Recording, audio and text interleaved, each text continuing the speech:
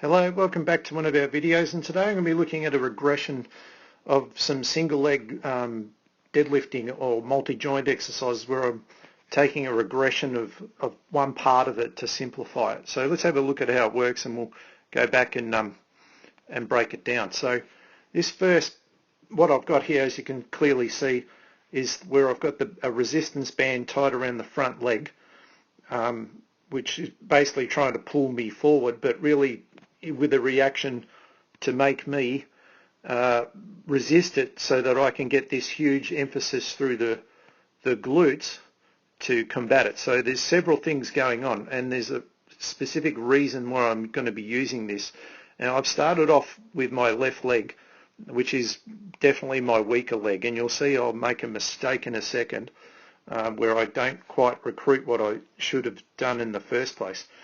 Right there. So I just lose a bit of my timing and my positioning, and I try to make an adjustment and don't really do a very good job of that either. So then I go, okay, let's go to the right leg, which is my much stronger leg, and you'll see how I'll definitely improve my action on this. So basically where you want the band, by the way, is right behind the knee. All right, so when I get into this one, I don't make any mistakes. I'm already aware of the mistake I made on the other side, but I'm noticeably stronger. So the main part of this is, if I break it down right there, is this bent over action is very similar to the deadlifting action.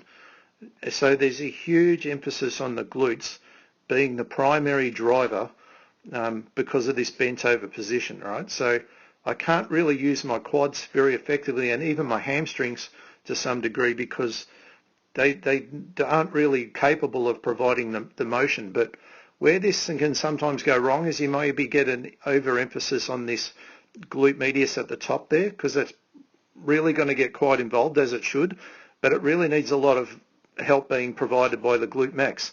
This is where the band comes into, because the glute medius can override this part. The bottom part will be driven more so by this band, my leg having to pull the band backwards, which is the whole purpose of having this band in the first place. So if you watch me right there, so that part where it was pulling back right in this slow motion, so from me going in this stance bit and then just slowly gliding back, so when that foot comes in the air, right here, this part here is where the hamstrings will try to take it over, but they're really not capable on their own, and they needed the glutes to do most of the work. So the dumbbell part is also where it's creating momentum to basically tip me over further. See there? So my arms are quite straight. So with this pendulum feeling of going up, and then it's obviously going to then, when I go back with that swinging down, helps my glutes to thrust forward.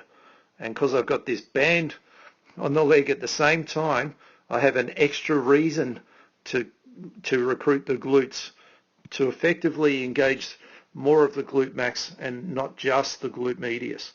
All right, so this side is definitely my stronger side. I get really far over. See how much more I'm on the toes here.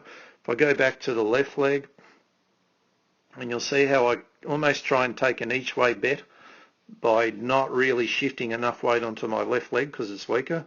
You see the difference on that back foot there? I'm like quite tentative.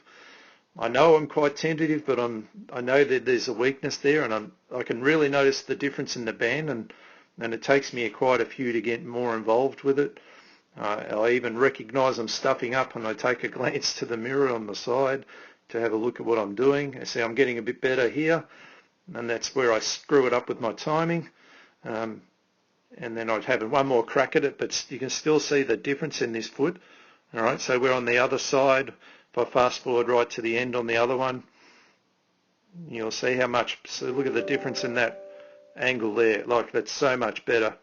Hence, it's so much stronger. All right, but so this, even for myself, is a good regression, and it really, see how I really come forward on that right leg. I trust it entirely to do what it's meant to do. All right, so if you're struggling in executing these multi-joint exercises or getting the glutes to function, even if you weren't doing them, this is quite a handy drill, and and you can really make it easier or harder by how far you stand back. I don't really need a heavy resistance band either. It's just something quite a light one, just enough to engage. I don't need it to overcomplicate it. I just need it to help activate it. And then with enough practice, it gets easier, you get stronger, and you can do more effective things. So if anyone's struggling to get the glute medius and glute max to interact with each other more effectively, this is a clever way to try and do that. Obviously, there's many other things you need to do as well, but this can be one of the things that might join it together right at the end, so you're not after separating things and avoiding things all the time because of pain or dysfunction. All right, so I hope you enjoyed that video, and we'll see you on our next one.